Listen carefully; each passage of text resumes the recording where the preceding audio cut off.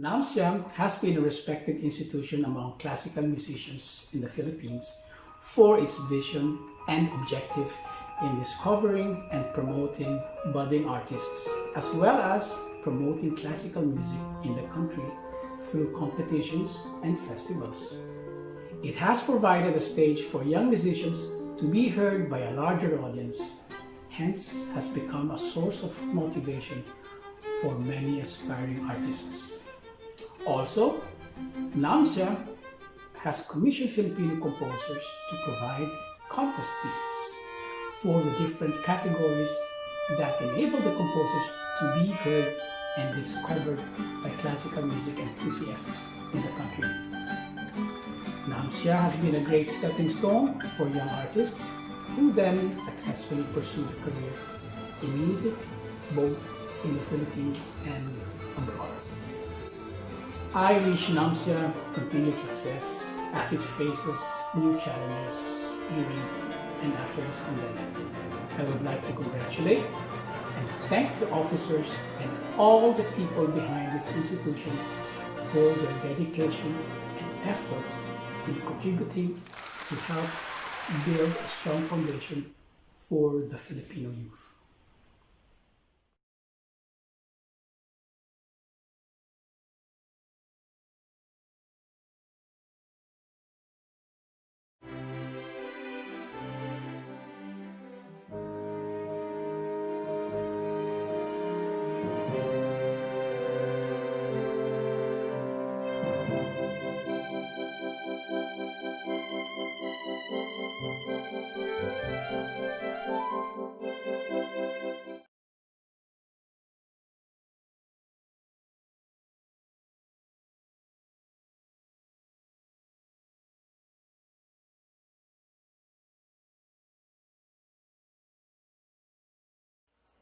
Welcome to the 2020 National Music Competitions for Young Artists web seminars. Last year, 2019, in preparation for this year, we at NAMSIA always project a theme that shall banner our posters, trumpeting all our programs and projects. After much brainstorming, we adopted the Cebuano, Tingog sa Paglaom, Sounds of Hope. A theme may just be a theme, but tingog in its various usage, unknowingly for us then, acquired more meaning in this day of age, one might say these surreal times. Beyond sounds, melodies of hope are bountiful, intoning actively that we, as a people, shall overcome the challenges ahead with the multitude of voices that speak hope. Hope reverberates louder, if not at its loudest this year. In this tenor, NAMSIA 2020 resolves that life goes on. Life goes cautiously on. Life goes on cautiously with music. It is with this gleeful realization that NAMSIA going online, despite numerous challenges, opened an opportunity, a wider reach. You, our virtual audience. Aside from our annual competitions, we hope that this series of online web seminars could appease your anxiety as well as ours that our music world is in a standstill, paralyzed. With the assistance of our network of experts, music practitioners, educators, bearing Filipino sensibilities, we have assembled this series of online seminars that could enrich not just musicianship, but reinforce our faith in the value of our art, especially in these trying times. Hoping that all of us sustain the best of health with an accompanying peace of mind to days ahead. Thank you. Maraming salamat Dr. Renato B. Lucas, NAMSIA President. Magandang araw po sa inyong lahat. Maraming salamat sa pagsama sa amin sa ating ikapito, the 7th session of the 2020 NAMSIA Tingog sa Paglaom Sounds of Hope webinar series entitled Building and Rebuilding, Upholding Rondalla Music and Culture Amidst Pandemic. Ngayon po, nais kong ipakilala sa inyo ang ating speaker. She graduated cum laude from the University of the Philippines Diliman College of Music with a degree of Bachelor of Music in Music Education, Voice Concentration, minor in Piano and Bandurria. She is a licensed professional teacher and a member of the Philippine Society for Music Education. After her graduation, she became a faculty member at UP College of Music's Music Education Department as an instructor of the Rondalla class and the Bandurria majors. She also taught creative music experiences for children at UPCM's extension program and mentored music teachers coming from different parts of the Philippines on Rondalla for 2 years through the Continuing Education for Music Teachers CEMT program. Her first musical instrument was the bandurria when she was 4 years old under the tutelage of her mother, Fe Vasquez Ballester, who was the trainer and conductor of the Nabwa National High School Rondalla, a consistent NAMSA Rondalla category winner from 1996. She then shifted to Octavina when she reached high school and became the Octavina section leader of the Nabwa National High School Rondalla, who then won the grand prize in the 2005 NAMSA Rondalla category. She won various solo bandurria and singing competitions in Bicol and became the champion of the 2009 Bicol Regional Condiman Competition. She participated in the second Strings of Unity's International Rondalla Festival with the Nabwa National High School Rondalla and in the third and fourth of the same festival with the UP Rondalla. When she entered college and joined the University of the Philippines Rondalla in 2009, she performed with the group in various music festivals held in the Philippines and abroad. She also became a resource person for 3 years in the National Rondalla Workshop of the Cultural Center of the Philippines. In 2016, she became the chairperson of the National Music Competitions for Young Artists Rondalla and Solo Rondalla Instruments categories, and then serves as a member of the Board of Judges of the said categories until now.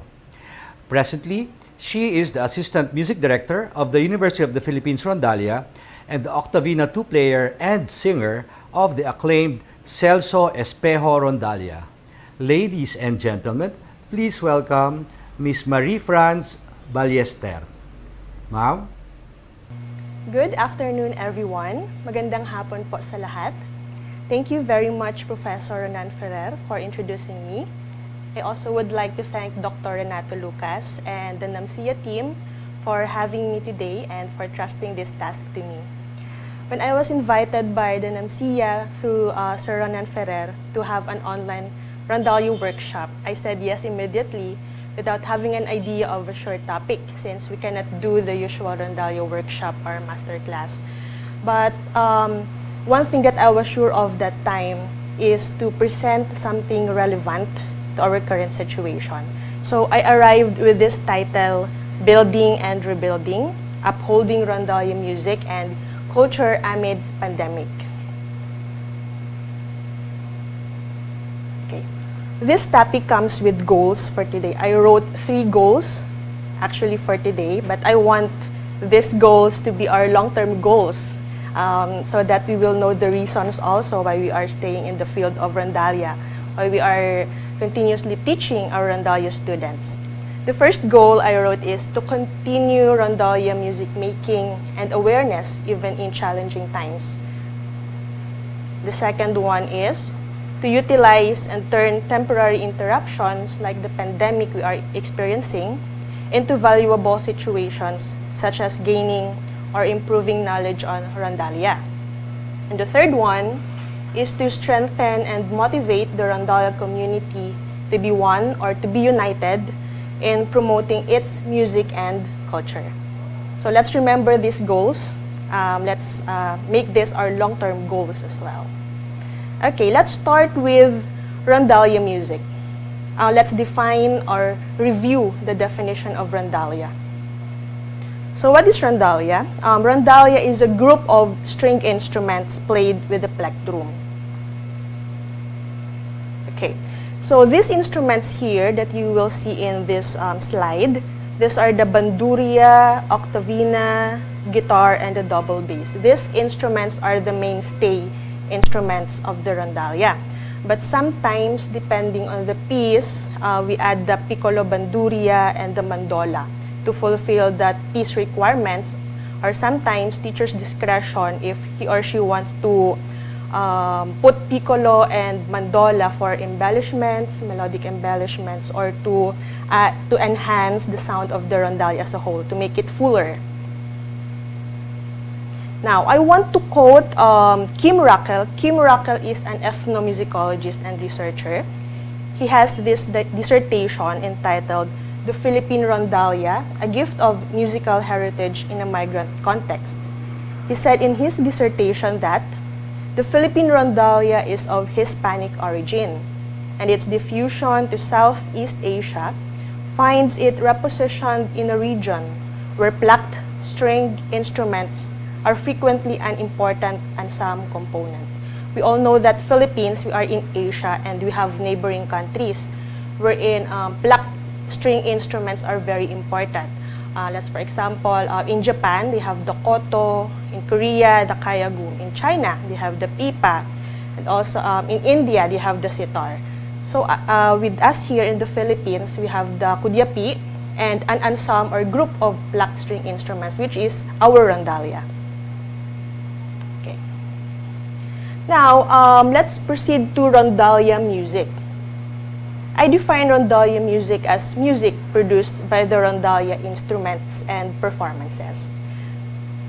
Okay, so these are the apparent genres or type of music that our rondalla groups are performing. Traditionally, it was music for folk dances or folk music for fiestas. But because of development, there are a lot of composers, aspiring composers and arrangers for rondalla. They are arranging for us these types of genres: the classical music, the pop popular music, both OPM and foreign popular music, and then contemporary, Philippine contemporary music. Now, in this next slide, let's listen to this video. It's an example of a folk music. The title of this music is Sinanay Si Tatay, a Bicol folk song arranged for rondalla.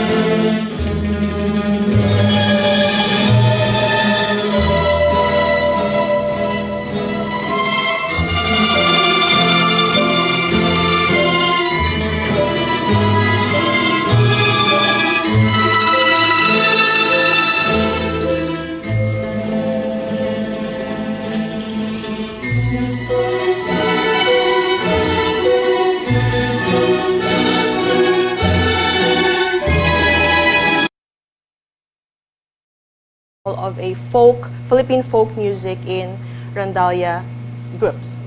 Okay, the next one is an example of a classical music. We have two pieces here.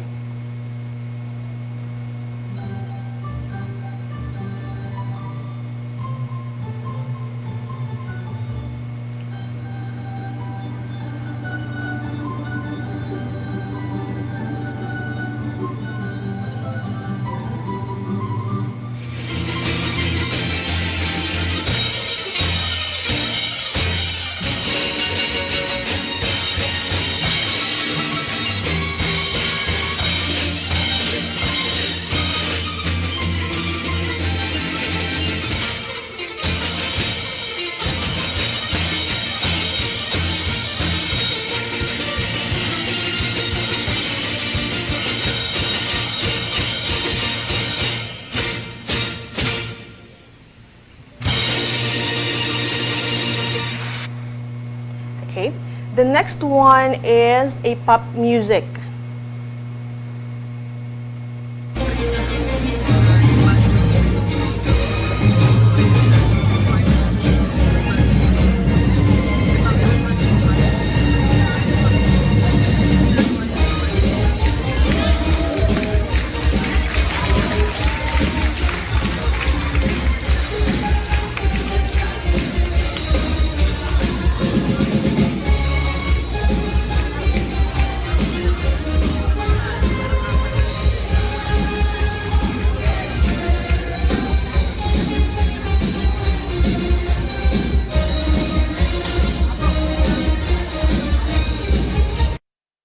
Okay, that is Bohemian Rhapsody. It's a kind of pop rock music.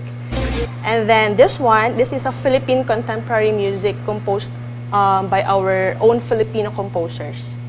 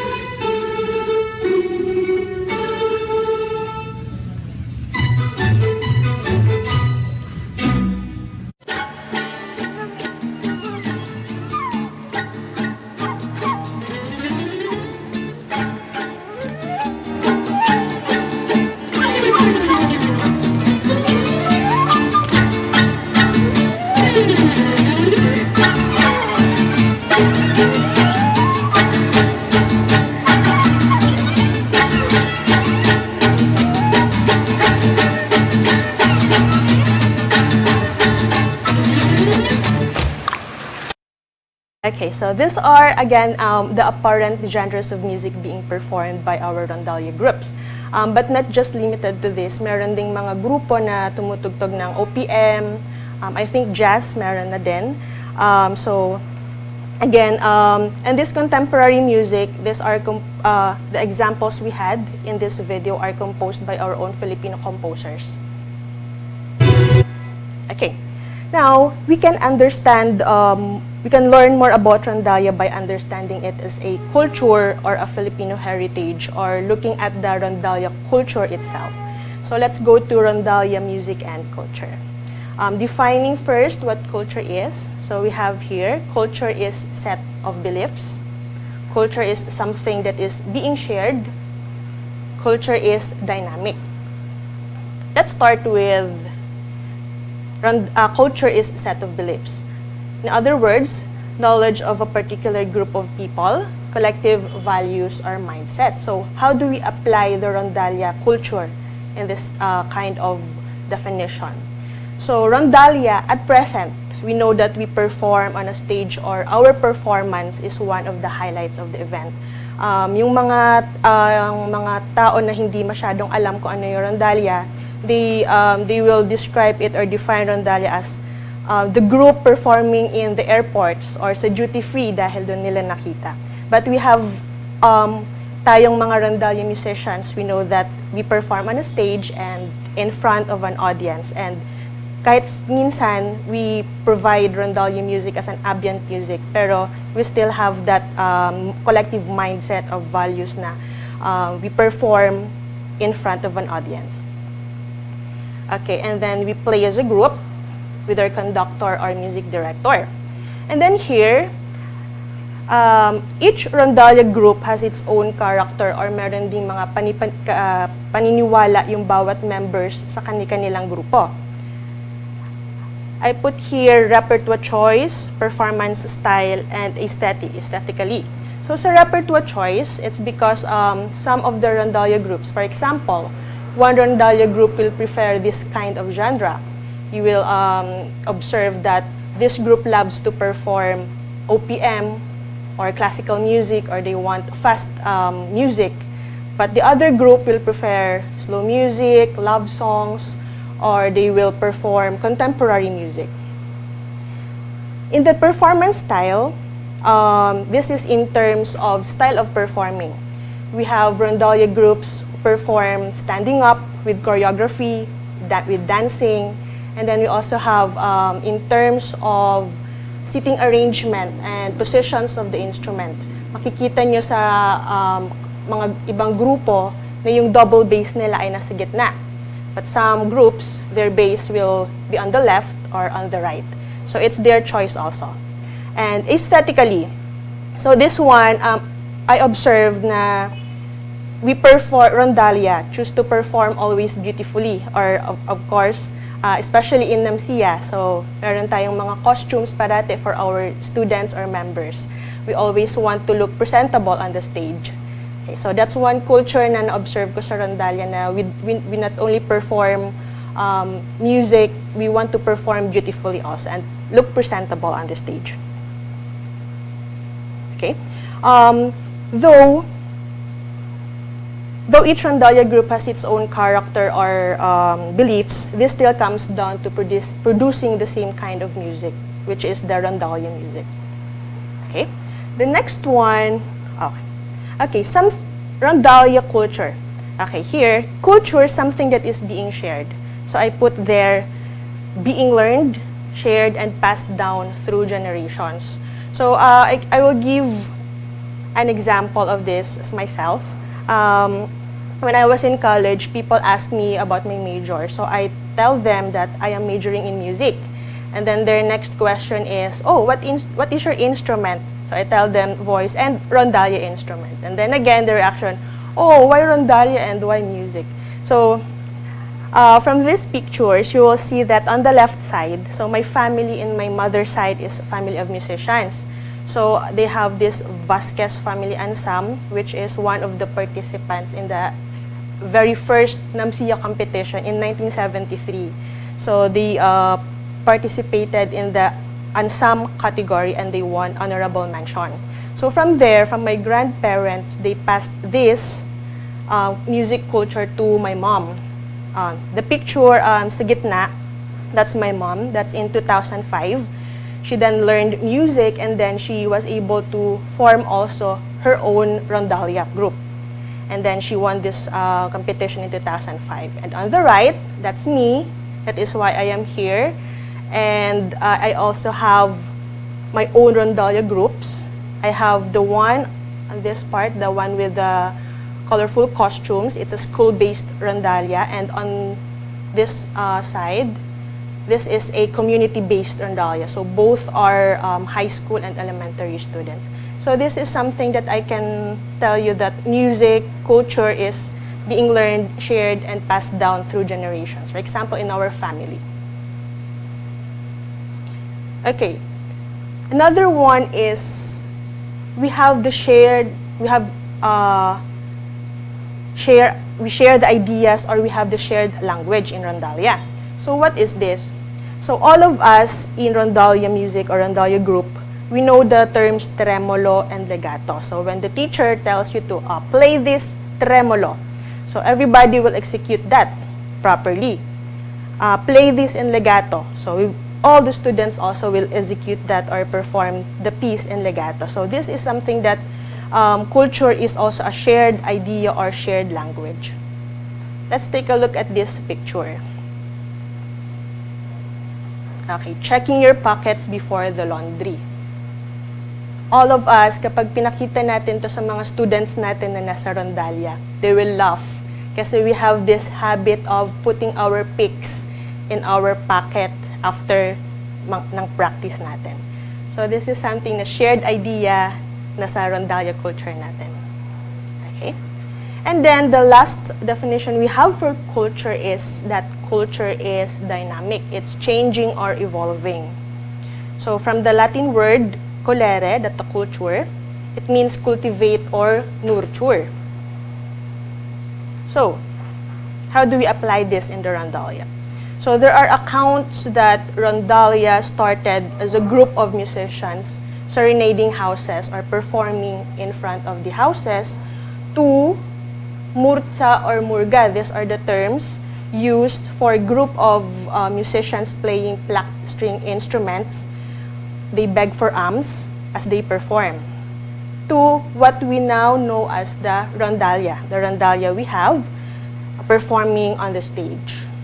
And then this one, I placed here a question mark. So, since it's evolving, Rondalla is evolving or changing. So this question mark here represents or symbolizes the next phase of the Rondalla, which I think is the one we have with our current situation, the virtual Rondalla performances that we see in Facebook. Okay? So it's evolving. Okay. Another factors that are changing in terms of Rondalla culture as being dynamic, is the quality of playing. Our quality of playing are improving because of our maestros, of method books, like the Celso Espejo Rondalla method book.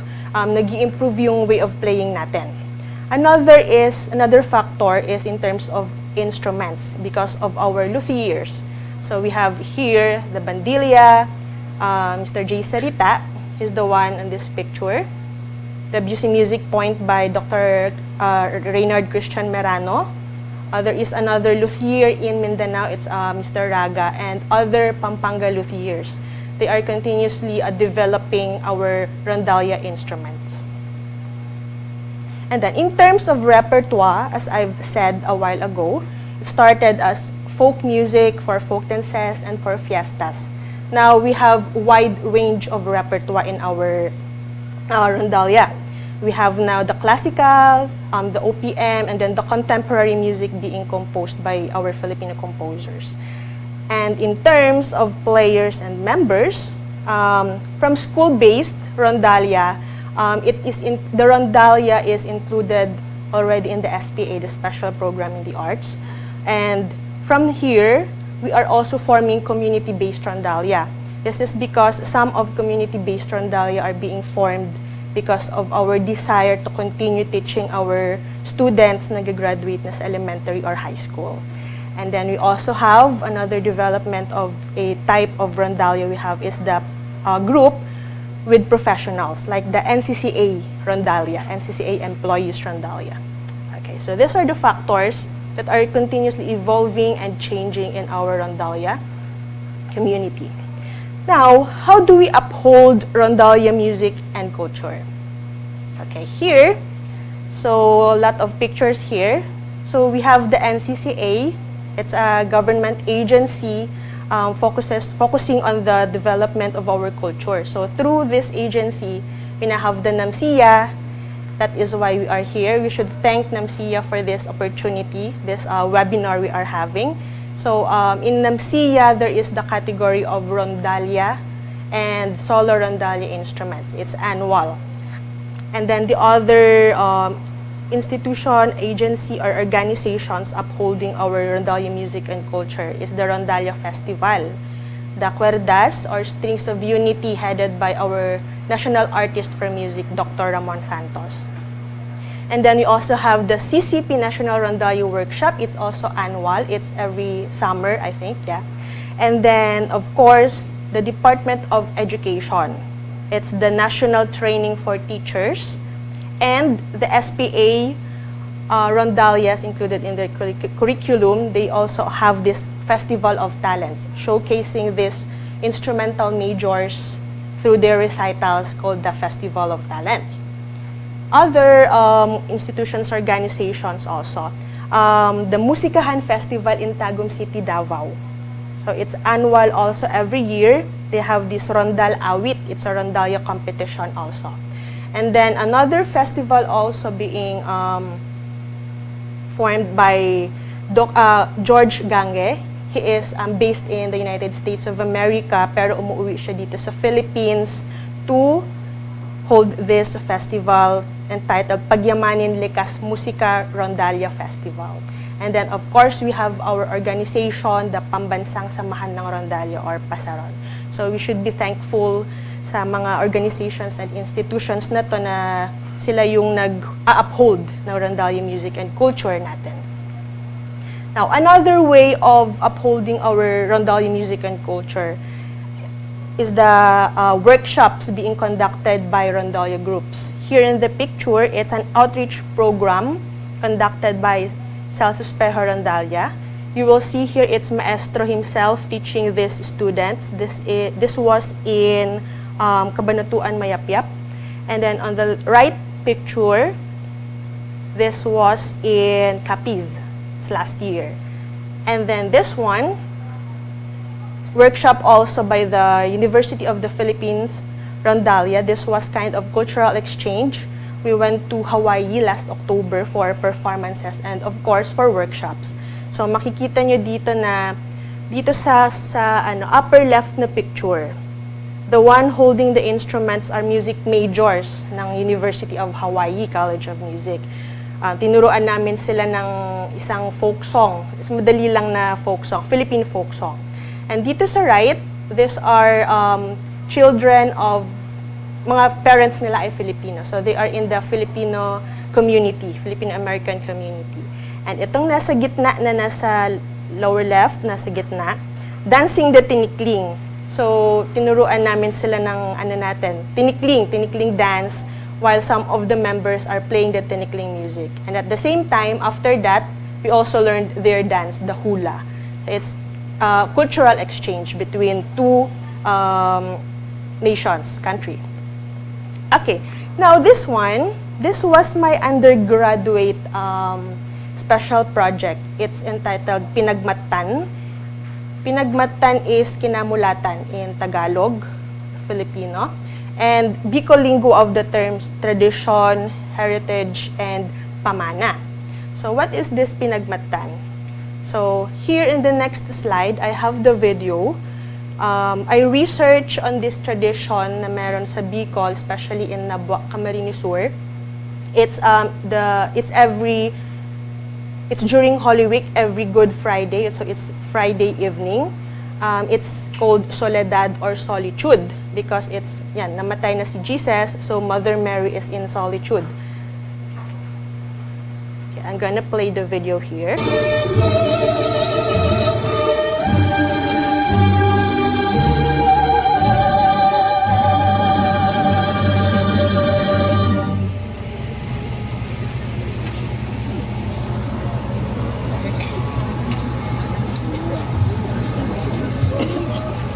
Okay, so ito si Nuestra Señora de la Soledad. Yeah, this is the Our Lady of Solitude. And the songs here in the Pinagmatan special project module I made are the 5 songs na pine-perform during that event or tradition. So nakita natin sa video yung Rondalla, sila yung nagpe-perform ng music while the people in the society ay nasa paligid. Okay. Now, I want to quote this again. It's from Mascuniana Oracion and Hiponia's book, Journal, It's Strings of Pride, the Conservation and Transmission of Darwin's Rondalla Tradition. They said that when a tradition still finds meaning and serves certain functions to the community, and more importantly, when there are still local experts or performers to demonstrate or perform it, like in music, then such tradition has greater chances of being a living culture rather than becoming an extinct culture. So nakikita niyo dito sa video natin kanina, this tradition started in 1950s. So almost running na siya, 70 years na siya. Pero hanggang ngayon, siya ay buhay at nape-perform because of passing this culture to these younger generations. Which here, nakikita niyo na mga bata, mga high school students ang nagpe-perform na for this event or tradition. Okay. Now, nilagay ko tong 2 terms na to, actually 3 terms, enculturation and acculturation. These are cultural acquisitions or learning process, learning of our culture. So in enculturation, through socialization, doon sa video na pinanood natin, so the Rondalla members are acquiring values, norms, and behaviors of the society where they live. So enculturation is learning our own culture. So yung mga Rondalla members kanina na nasa video, they are learning about their tradition in the place they are living in through performing in the Rondalla. So they are participating and they are socializing with the people in the environment. As opposed to acculturation is learning another culture. Ibabalik ko dito sa pictures na to. So, application of acculturation in this kind of workshop or cultural exchange, the Hawaii music majors are learning about another culture, which is our Philippine culture through this dancing of the tinikling and of us teaching them how to play the Philippine Rondalla instruments. At the same time, tayong mga Pilipino, the University of the Philippine Rondalla members also learned their culture, the culture of another country or of another nationalities. We learned the hula dance and some sort of songs ng mga Hawaii. So, again, we can remember these terms. And enculturation is learning our own. And then acculturation, learning another culture. Okay, so going back to my special project, so this was written in 2014 and published in 2015. This is actually a module. So meron dong research about the tradition and then modules containing 5 songs performed during Soledad, a Good Friday event in Bukamerni Sur. The 5 songs here are arranged for Rondalla with corresponding musical concepts and rehearsal or lesson plan for the teachers. So ito yung mga kailangan natin sa modules, the concepts and then the lesson plan. So this module is meant for Rondalla teachers, and I copyrighted this in 2015 under National Library of the Philippines. So I believe na hindi lang sa Bicol yung ganitong tradition. Meron din akong nakikita sa Rizal or other places na they are having this event every Good Friday of Holy Week. Okay, so this is the module I made. It comes with a CD. So dito sa CD na to yung recording ng 5 songs or music arranged for Rondalla. Okay, I will share to you the contents of this module because this might help you in if you are preparing modules or creating modules for our Rondalla students. Okay, so I'm sharing this one, the table of contents of this module I made. So introduction, overview of the Soledad music. So that I researched on this one. And then this module comes also with overarching goals of the whole modules. And then general reminders for the Rondalla teachers. And then these 5 songs here, the repertoire modules, the Ave Maria by Francisco Santiago, Pobre Madre or Poor Mother, Plegaria a la Virgen Dolorosa, Ave Maria by Bacguno, Plegaria a la Virgen de los Dolores. So these are the 5 songs na pine-perform doon sa Soledad. And ito yung meron ding mga modules yung bawat piece na ito.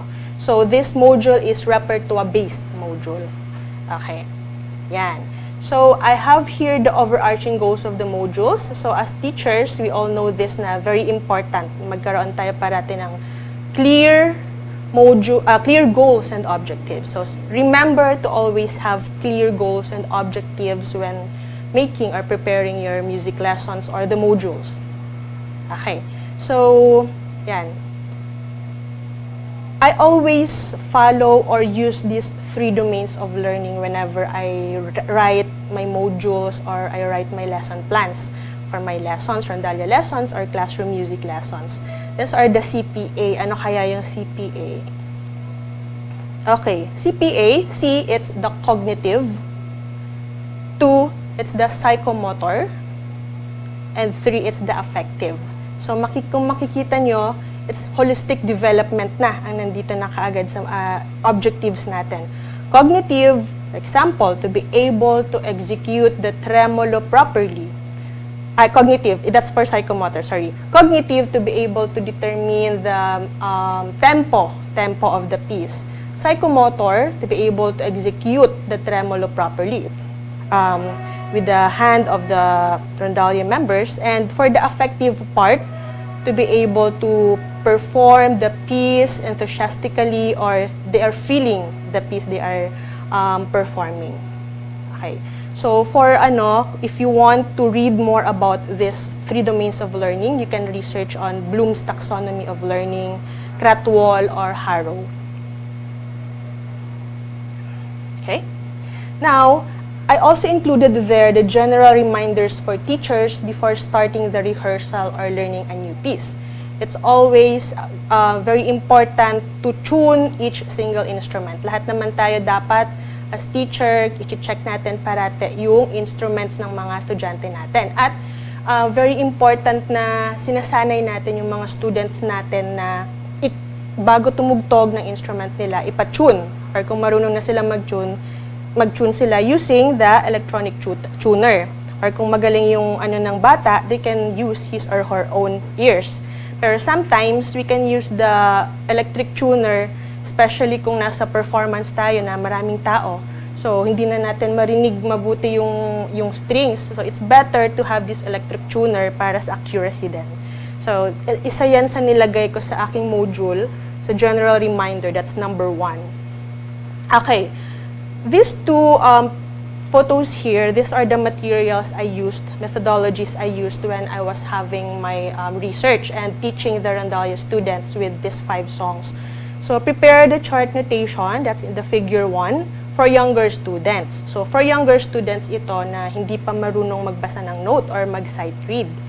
Or let them, for medyo intermediate na students natin na kaya na nilang magbasa ng notes, ng rhythm ng notes, and the SOFA syllables, you can still write the SOFA syllables sa baba ng pyesa or ng piece or ng notes kung kaya na nilang magbasa simultaneously nung SOFA syllables and the rhythm of the durations of the notes.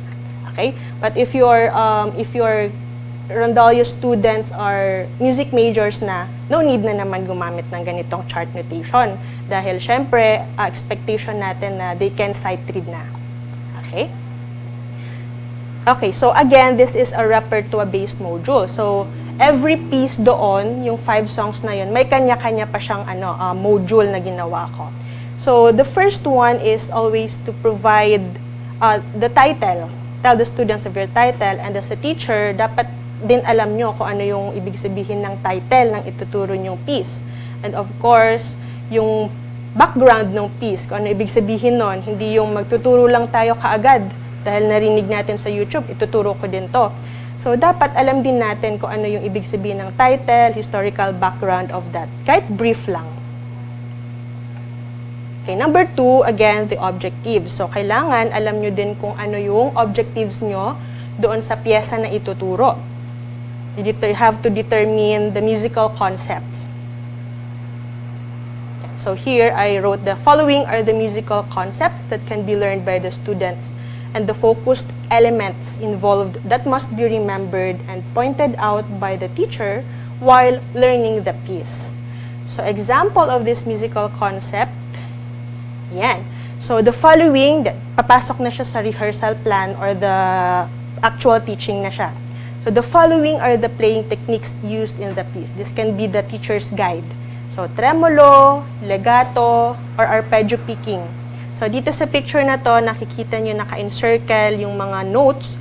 This is because of the accidentals. So, dapat alam ni teacher kung ano yung mga notes na mayroong accidental, and then biglang magna-natural, and then bigla ulit flat or sharp. And then this one, yan. So, kung nakikita nyo yung picture dyan, tendency ng mga bata natin, mga students natin, when we tell them na, crescendo, papalakas, tendency nila is bumibilis.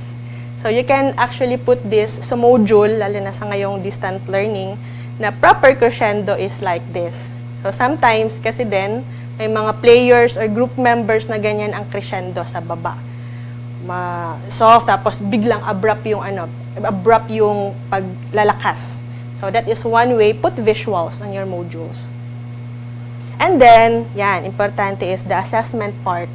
So, i-check nyo kung nakuha ba ng mga students yung tinuro nyo, kung na-execute nila yung proper tremolo, or kung natandaan nila yung composer ng tinutugtog nila, or kung natandaan nila yung title. Yan. So, kahit madali lang yung assessment. And then, of course, the piece. So, yan ang aralin ng teacher. Dapat yung teacher ay marunong magbasa din ng notes or kung anong mga nasa score para mas maituro niya ng maayos. Like the tempo, andante moderato.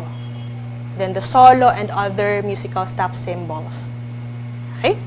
Now, okay. So that was an example of my module. So that can be your guide if you are doing also Rondalla modules for your students, especially in our distant learning. So now, pandemic came, so we cannot socialize with other people. The worst case is we cannot rehearse with our group. So what do we do now? So here's the building and rebuilding, upholding Rondalla music and culture amidst pandemic. Let me introduce you to Rondalla. So what is Rondalla? Okay, here, it's the Rondalla. It's a virtual Rondalla and music learning hub.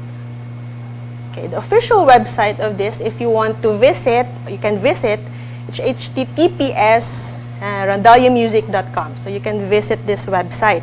So ano tong Musicondalia?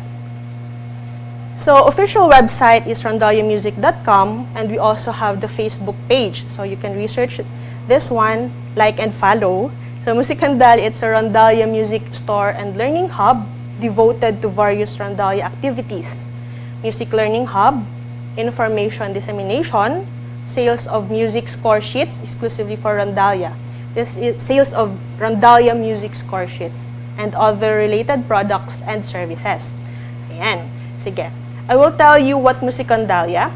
So music, the first few letters of Musicondalia, that's music. You add the O, musico, that's music, the musician. And then the ondalia, that's the rondalia. So Musicondalia. And Musicondalia bears the banner of the music, the musician, and the Rondalla. So it's a virtual community for us. So ito yung response natin sa nangyari ngayong pandemic sa atin. So how we can continue Rondalla music making. Okay. So actually I created this website in December 2018. So my goal here is to be an online store of digital Rondalla music sheets, to have a database for the Rondalla community. Doon natin ilalagay yung mga new arrangements or compositions for Rondalla na maa-access ng lahat. So, meron tayo ditong, if you visit the website, the Rondalla pieces are categorized into 3. Beginners, intermediate, and advanced. So, para mas madalian kayo, if your group is beginner, click nyo lang yung beginner doon sa website at lalabas lahat ng beginner pieces doon. If you are looking for advanced or virtuosos na mga piyesa, you can click that advanced. Okay. So, these are the resident composers and arrangers na nagko-contribute sa Musicondalia. We have Dr. Alfredo Benaventura, the arranger of the famous Philippine Medley No. 2 na tinutugtog halos lahat ng Rondalla groups. We have Maestro Celso Espejo. And then we have Filipino composer Dr. Joy Marfil. She was the one who arranged the Sa Kanyang Sayaw sa video na plinay natin kanina. And we have also another maestro, Rondalla maestro, Maestro Nelson Espejo. So ito yung mga continuously nagko-contribute ng mga piyesa nila sa Musicondalia. So available lahat ng piece nila for Rondalla sa Musicondalia. Okay. However, this database also promotes aspiring Rondalla composer or arrangers by allowing them to post their works or masterpieces. So, kung Rondalla arranger ka, kung meron kang in-arrange for Rondalla or kinompose, you can actually, if you want to sell them, you can actually upload them sa Musicondalia. But you have to check the copyright and intellectual property law of your product. So, we can visit this link here, ipopfield.gov.ph, services, copyright. So, i-check natin. Musicondalia, hindi nag-aalaw ang Musicondalia na mag-post ng piyesa na naka-copyright pa. We can allow that as long as you have a written permission from the composer allowing to arrange or sell that particular piece. So, we have to be careful. We have to respect the copyright of that product. Okay? So, yan. Meron doong instructions. You can see that sa bottom part ng website, meron dong link or button na, are you a Rondalla composer or arranger? You just click that, and then meron nang lalabas na instructions. Okay. Now, yun. So, starting March 2020, hindi na tayo makapag-rehearse. So, what do we do to build and rebuild our Rondalla music making or awareness na hindi natin makalimutan yung ating culture or music? So, this was the first activity ng Musicondalia sa Facebook. So, it's a photo liking contest. The instruction is to post a selfie or a solo picture with your Rondalla instrument on your own timeline and tag Musicondalia para makita ng Musicondalia. If you are a conductor, you can choose a photo with your Rondalla group. For your photo caption, so ito yung importante doon, to complete the phrase, Rondalla is blank. So for you, you will post your selfie with your Rondalla instrument. So anong ka-caption mo doon? Rondalla is. What is Rondalla for you? So these are some of the responses. Yan. So, kung makikita nyo sa picture, sa screen, yan. I will read to you one caption. Rondalla is not only a group, but a family. It's not just playing of instruments, nor being praised. It became our joy, backrest, and life. Another one is, even though how hard the engineering journey was, the Bulso, it's Bulacan State University, I think, Rondalla, literally rocked my college life. And then Rondalla is our passion. It's a cultural organization by equipping them with knowledge, skills, values, and attitude that will help them preserve the cultural treasure. So dito sa sagot nila, hindi lang para sa kanila ang Rondalla ay performing group. Sa kanila ang Rondalla ay family. Naging life nila ito at naging backbone nila, backrest, sabi ng isa dito, and life. So, it's a reflection for us teachers na naging effective tayo sa pagtuturo. Hindi lang natin sila tinuruan na mag-play ng napakabilis na mga piyesa, hindi lang natin tinuruan na mag-tremolo, hindi lang natin tinuruan maging virtuosos. But we instilled in them the value and the importance of Rondalla, and at the same time, na-realize nila at nakita nila ang importance ng Rondalla sa kani-kanilang buhay in their own lives. And some also, we have also the conductors who participated. So one conductor, he said that Rondalla is what brings people together. It makes us feel and appreciate the beauty of Filipino music as it moves in the hearts of everyone. And then Rondalla is our identity, sabi ng isang conductor. It is uniquely Filipino. Okay? So these are positive responses and a success for a first activity. Now, nakikita natin yung mga music lessons sa Facebook. They're offering voice lessons, piano lessons. So, I and the team members of Music Rondalla planned na why not we do this also with Rondalla instruments. So, we launched the Music Rondalla. It's the virtual Rondalla and Music Learning Hub. So, it offers individual and group classes. So, makikita nyo dito, merong bandurria lesson, octavina, classical, or acoustic guitar, double bass, or kung walang double bass yung bata, he can have his electric bass guitar. And then you will see there are piano, music theory, solfege, composition, arrangement.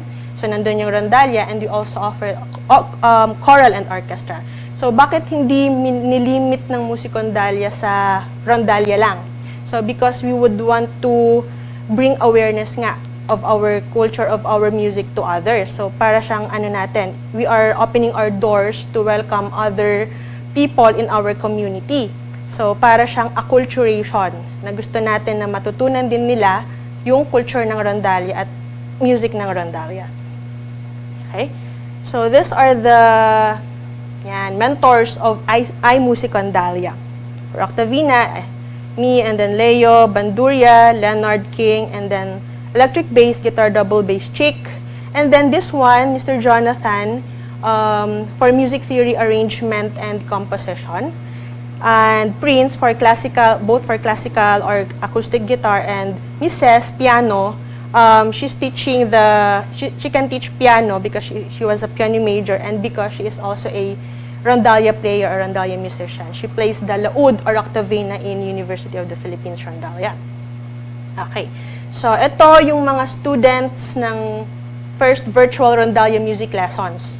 So, nakita natin dito merong bandurria student, guitar, and then, sa next slide. Okay. So, this was the first virtual Rondalla workshop or masterclass ng Music Rondalla with the City Tourism of Bulacan and with the Sining Tanglawan. So, kung nakikita niyo dito, merong 4 members, 1 bandurria, 1 octavina, 1 guitar, 1 double bass. So, bakit sila nandito? We requested kasi a model group because yung goal ng City Tourism of Bulacan is to learn the 2 folk dance music of Bulacan, which is the Balsa ng Desposorio, and yung other one is Himig sa Nayon. So, tinanong ko sila kung anong goal nila. So, ito yung objective or goal nila na matutunan ng Rondalla. Pero, sa situation natin ngayon, hindi natin sila mapapatugtog. We cannot perform ng sabayan sa internet. Kasi dahil sa latency, yan. So, hindi natin magagawa yon. So we requested a model group na sila kumbaga yung tuturuan natin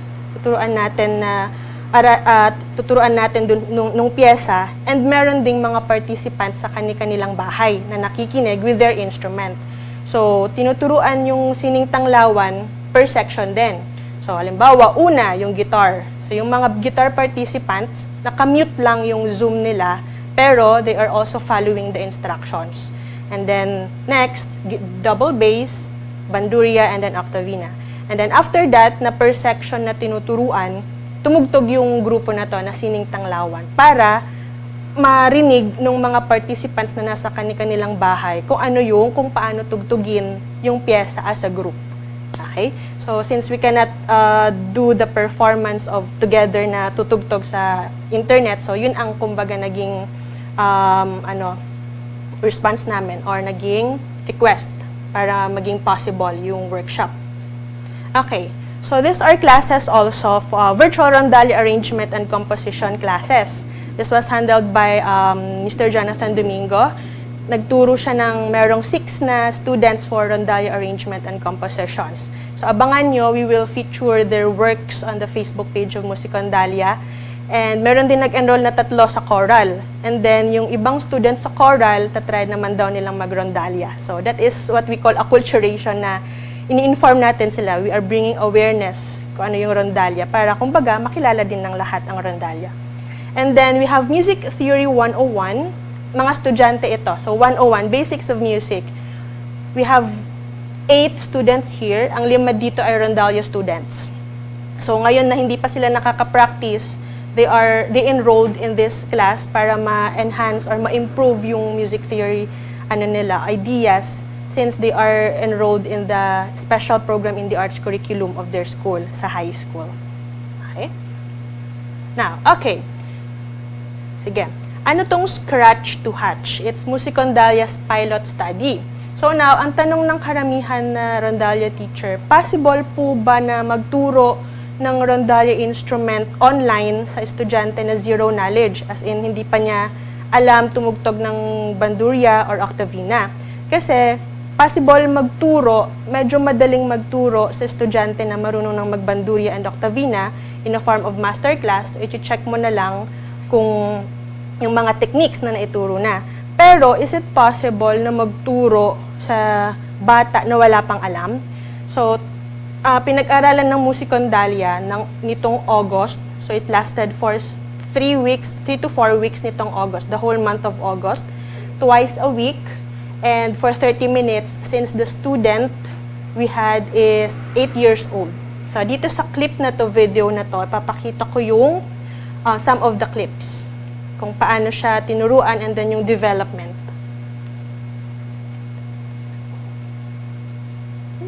So, ready, and.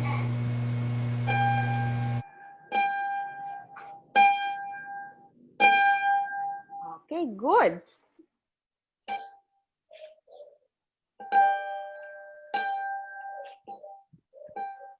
Okay, awesome. Kaya ninyo, good. Now ninyo, one muna, one.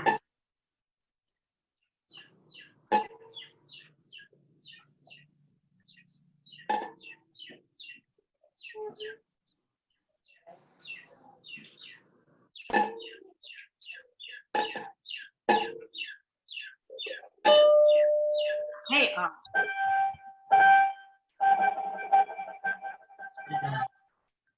ikaw nga.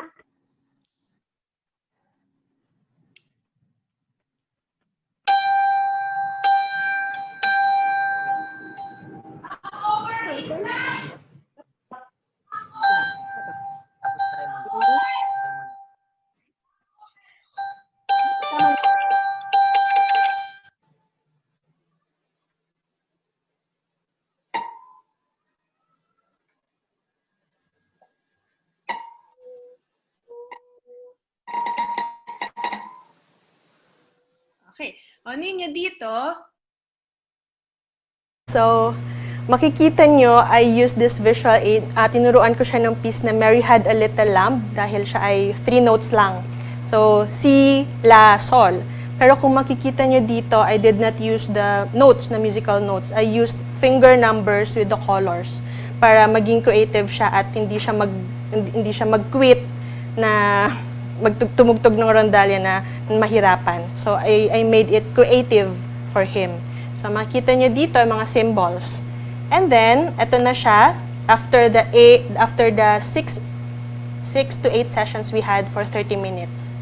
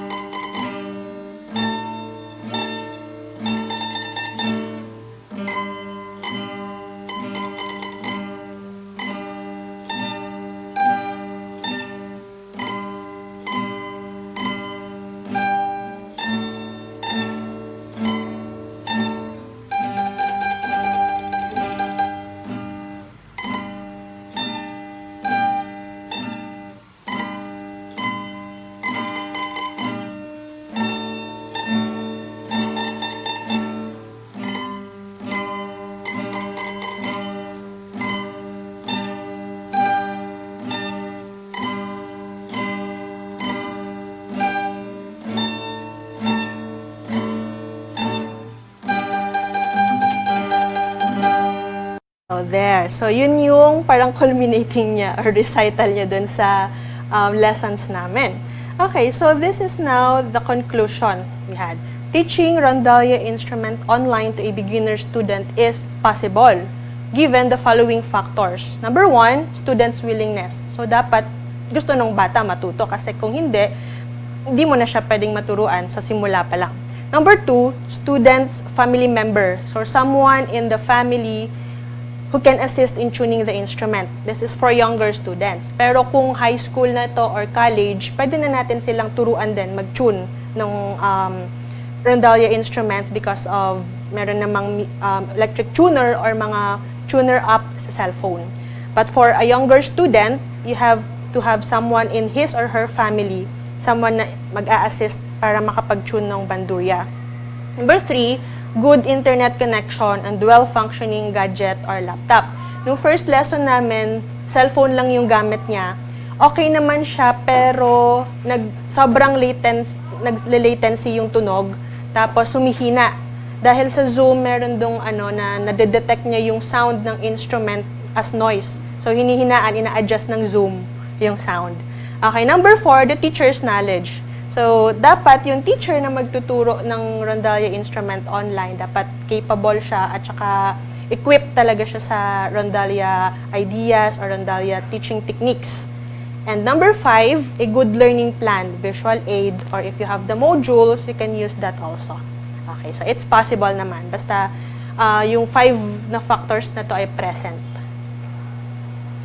Now, another activity of Music Rondalla with the goal of strengthening the Rondalla community amidst the pandemic we are experiencing and to continuously keep the interest and Rondalla awareness as part of our culture and identity, we have this ongoing night of Rondalla music every Sunday. So we are featuring Rondalla groups from the different kinds of different places sa ating country. So far, meron ng 8 groups na na-feature.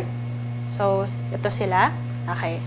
Let me show you the 8 groups na na-feature na sa Night of Rondalla Music.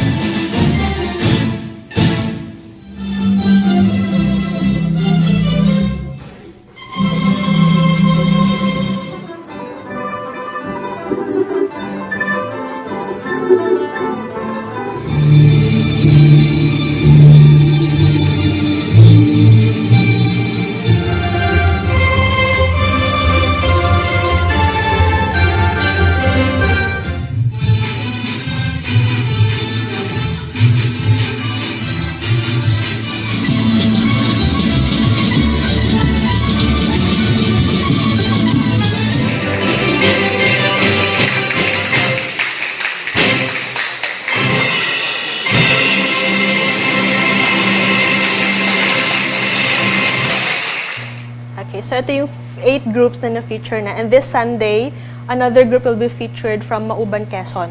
So maganda yung effect nito sa Rondalla community, especially sa members na kumbaga nakikita nila yung sarili nila, na ma-motivate ulit sila and na-i-inspire, nakikita nila yung Rondalla performance. Another one is the iMusic Conference. This is the workshop seminars. So last August 1, ito yung first Rondalla webinar na ginanap with music theory refresher. We had Mr. Jonathan Domingo, Maestro Nelson Espejo, and Dr. Merano. So ito yung mga participants. Yan. So merong participants, 6 from the United States of America and 1 from Australia. So yung mga participants na to ay meron kasing roots na Filipino roots sila.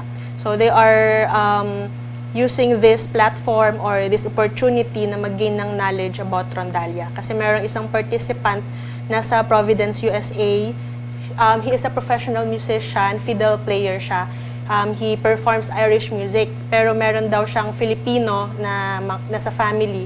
So, yan, meron siyang piccolo bandurria at nag-aaral siya ngayon, and he always attend these workshops, webinars. So, magpo-form daw siya ng Rondalla sa Providence, USA. Now, ito yung next na series naman to. So, this will be next Saturday. So, yung mga topics dito ay magkaka-connect. So, if you want to form a Rondalla, on October 3, it will start with organizing and managing a Rondalla, followed by Rondalla instruments, procurement, matututunan yung mga instruments. Rondalla arrangement, you can arrange simple songs and other repertoire programming. And then we will have Maestro Celso. He will teach the pedagogy and basics of playing, and then Rondalla performance technique by Professor Elaine. And me again, I will, mas aanon ko dito yung teaching Rondalla via online platforms. Okay, so check nyo na lang po ito sa Facebook page ng Music Rondalla if you want or interested to attend this series. Okay. Now, for the participants who are here, I would like to request, please visit this site so that we can have a database of Rondalla groups para mas madadalian tayo na mag-send ng information or kung news about Rondalla next activities. Okay? I-input nyo lang yung groups nyo para makuha po namin yung inyong mga contact numbers. Okay? And this one, these are the team behind Music Rondalla. I would like to thank them. Okay? So that's all. Thank you for listening. Stay safe and strong. So I would like to end this lecture with this quote by Kanye West. My music isn't just music.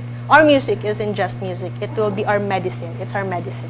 Okay, thank you very much for listening, and please keep safe always.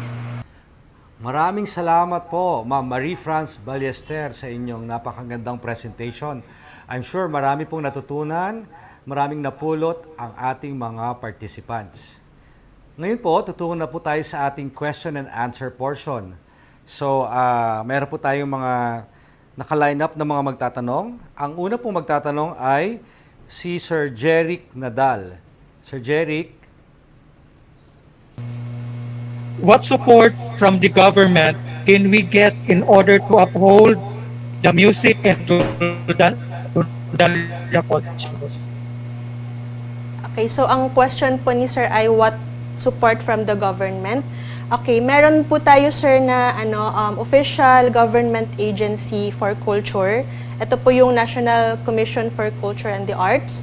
Sila po ay nagpo-provide parati ng fund and sinusuportahan po yung mga institutions or organizations na hihingi po ng tulong nila.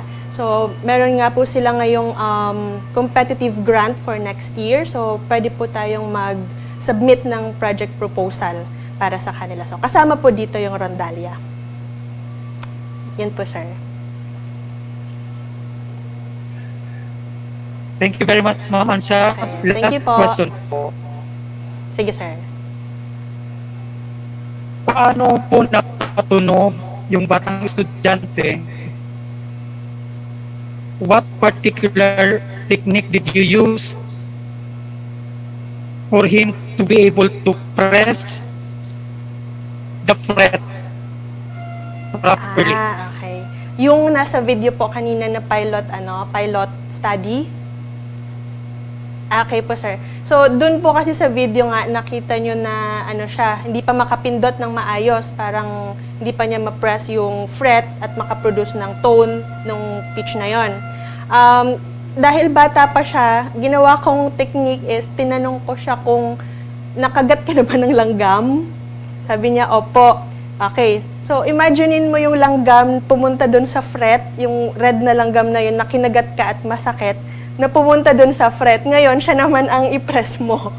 Yun, naging successful po yun. So, yun po yung naisip kong paraan at naging successful. So, yun ang parati kong sinasabi sa kanya para naman dun sa pangalawa na C, yung second finger na, okay, lumipat yung langgam dun sa kabilang fret. Okay, siya naman doon, pindutin mo yung fret na yun at nandun yung langgam. So, yun po yung ginamit ko dahil siya ay bata na gawa ko pang yun. So, sana po nasagot ko yung tanong niyo, sir. Thank you very much po, Ma'am Ansha. Thank you po, Sir Jeric, for your question. And so, yun po, hinighlight po ni Ma'am Ansha ng Marie France Ballester, yung pagiging creative po. Need po natin na maging creative, especially in dealing with children, no? Kung paano natin sila maengganyo dun sa ating tinuturong instrumento. Ngayon naman po, ang ating pong magtatanong ay si Ma'am Mary Therese Pitogo. Ma'am? Hello po. Hello. Yes. Hello po. Good afternoon. Good afternoon to everybody. Good afternoon, Miss Ansha. Says, From presently, I am teaching at the College of St. Benilde as a music professor, teaching Philippine music, world music, and Western music. Ngayon, ang tanong ko naman is batid natin na maraming Rondalla scores, no? Na nagpapakilala sa husay, sa talino ng ating mga Rondalla groups. Nandyan ang mga Rondalla festivals, mga competitions na ginaganap sa NAMSIA na nagpapatunay na napakagaling ng ating mga manlilikha, mga players ng Rondalla, no? But mostly kasi ang repertoire na tinutugtog ay mga banyaga, mga overtures, mga classical works, no, kung tawagin, which nabanggit mo kanina, Miss Ansha, na set of repertoire ng isang Rondalla group, no. Ngayon, ang challenge, paano kaya natin or paano kaya magkakaroon ng sapat na Rondalla scores or Rondalla literature kung tawagin in the music sense, no? Paano magkakaroon ng Rondalla literature na sariling atin, na hindi na tayo parang, hindi naman sa gagaya tayo sa Western music, but para talagang makilala sa buong mundo na Philippine Rondalla is not only just an instrument, but we can be identified as really a Rondalla group or a Rondalla playing country, no, with our own scores, with our own music being presented or being played. So, yun. okay, thank you for that question, Ma'am Ses. Maganda nga pong pag-usapan yan. I can say po na we are very lucky to have Filipino composers na nagko-compose for Rondalla, like our national artist for music po, si Dr. Ramon Santos. Mostly mga Rondalla compositions niya like the kukudlong. Kudlong is an instrument, plucked string instrument of the Mindanao, upland people of Mindanao. So, dito sa kukudlong piece na to na Rondalla piece ni Dr. Ramon Santos, pinoportray niya naman yung tunog, melodic fragments from that kudlong, which is from the Bogobo tribe, talagang Filipino music. Another one naman po si Dr. Marie Jocelyn Marfil, meron po siyang composition na based naman po siya sa Mansaka tribe. So Mansaka tribe na Philippines naman po, southern part din ng Philippines. This is titled sa kanyang sayaw. So doon po pinapakita natin yung talagang Philippine music natin, yung mga representing the tribes, the traditional music of our own country. So Ang isa pong activity nga ng Music Rondalla po is the composition and arrangement Rondalla classes. So doon po sa composition, dahil ang teacher po natin doon ay composition graduate ng UP, so doon po, inaano niya yung style din ng pagko-compose at meron din siyang entry actually for sa NCCA po. Dahil ang NCCA ay meron ding composition competition na yun din po ang isa sa magiging tool para magkaroon tayo ng sariling Philippine Rondalla na scores. Yan po. So, isa pa po, I think nga yung mga contemporary Filipino music natin, ang isa sa distinct features ng Philippine Rondalla, yun ang yun kumbaga kung i-compare natin ng Philippine Rondalla sa Spanish Rondalla, dahil may Spanish Rondalla talaga ngayon sa Spain. So, yun ang natin, kumbaga kung pupunta tayo sa kanila, yun ang magandang tugtugin ng Philippine Rondalla, yung mga talagang tunes na galing sa indigenous tribes of the Philippines. Yan. Thank you po. Thank you so much. Thank you. Thank you po for your God question. bless. And, Yes, thank you. idadagdag ko lang din po na ang NAMSA po, actually last year po, ay nag-launch po ng publications na Rondalla po, for Rondalla, no? Nasimulan na po natin siya last year, and hopefully ma-disseminate, maipamahagi. Ito po ay sa tulong po ng NCCA, National Commission for Culture and the Arts, na meron na po tayong publication series, at nagsimula nga po kami sa Rondalla Works, no?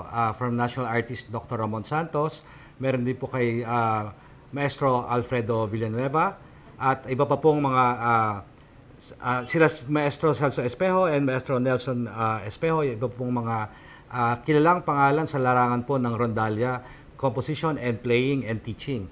So yun po, hopefully masuportahan po ninyo yun, at maaari rin po kayong tumawag sa NAMSA office at sa NCCA din po para sa mga publications na ito. Yun. And makikipag-partner din po kami sa Music Rondalla ni Ma'am Ansha para po matulungan din kami ma-distribute, no, para din po sa ating mga Rondalla enthusiast yung publication na yon. Ayan. Ngayon naman po, tutungo po tayo sa ating last na magtatanong. Welcome po, ma'am. Sa ating last na magtatanong, si Sir Jerome Quejano. Sir, magandang araw.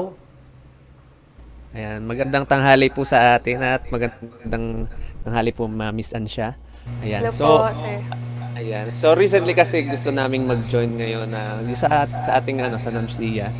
And mayroon kasing ilan na guidelines na parang medyo mahirap sundin ngayon kasi gawa ng pandemic. Is there further mayroon po ba ang plan ng NAMSIA to further enhance the guidelines para mas more considerate po sa pandemic situation po ngayon, just in case po na na tumuloy po later on ang ating sitwasyon po. Ayun po, para po mas marami din po siguro maka-join po ngayong mga competitions po dadating. Ayan. Para sa akin yata. Sige po. Sir, actually, yung pong nilabas po natin na guidelines. Ay, sorry. Okay lang po. Okay lang po. Opo, of course, gusto po namin na maraming makasali sa ating patimpalak this year for the Rondalla categories po, no?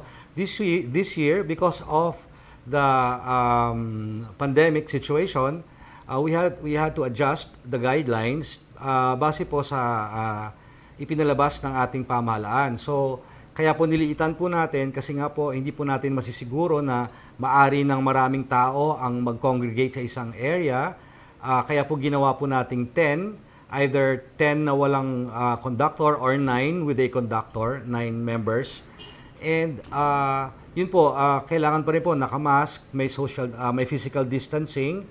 And dun po sa pagpapraktisan ninyo, either, of course, ang sinasuggest po natin talaga ay open area, or kung auditorium po or enclosed, ay malaki po talaga yung lugar at yung well-ventilated. Ayun po. Yun po yung mga nilagay po natin sa guidelines para nakabase pa rin po sa kung ano po yung sinuggest ng pamahalaan natin through the COVID-19 Interagency Task Force. Ayan po. Ayan. Bago tayo magtapos, meron po kasing nag-message sa atin ng tanong, no? pero hindi ko alam kung para kay Ma'am Ansha pa rin po ito. Is there a need? Ito po kay from Ma'am Lalaine Tolentino. Ayan. Is there a need to organize a rondalla with our present situation? And will there be activities to be held though we are in the pandemic situation? Ma'am? Ayan. So, kung yung unang tanong po na is there a need, sa tingin ko po, hindi siya a must na mag-form ng rondalla sa ganitong situation. Pwede lang po magturo ng isang instrumento ng rondalla. Pero kung rondalla kasi ay dapat present yung lahat ng instruments and as a group siya. So, mahirapan po tayo. So, option lang po siya kung kaya nating mag face-to-face, pero sa online, hindi po pwede. Yung next naman po ay activities. Yun nga po yung ginagawa ngayon ng Musicondalia na virtual community. Nagpapalabas po tayo ng mga Rondalla groups from different places. So para din po ma-motivate and ma-inspire din po tayo tsaka yung mga members. And yung mga webinars po, kagaya po nito ng NAMSIA and the Rondalla series po na gaganapin din ng Musicondalia. And maybe meron din pong ibang organizations or institutions na magko-conduct din po ng mga activities para po sa cause ng Rondalla. So, yun po. Yun, maraming salamat po. So, at dyan po, magtatapos po ang ating session for today. Maraming salamat po for sharing your insights, your suggestions, your recommendations. Ma'am Marie-France Ballester, thank you po. Ngayon po, nais ko rin po kayong anyayahan sa ating susunod, sa ating pong panghuling session, our 8th and last session for this webinar series. The topic is horn playing in the history of brass bands in the Philippines. To be facilitated po by Mr. Neptali Villanueva. Abangan po niyo yan. Maraming salamat po.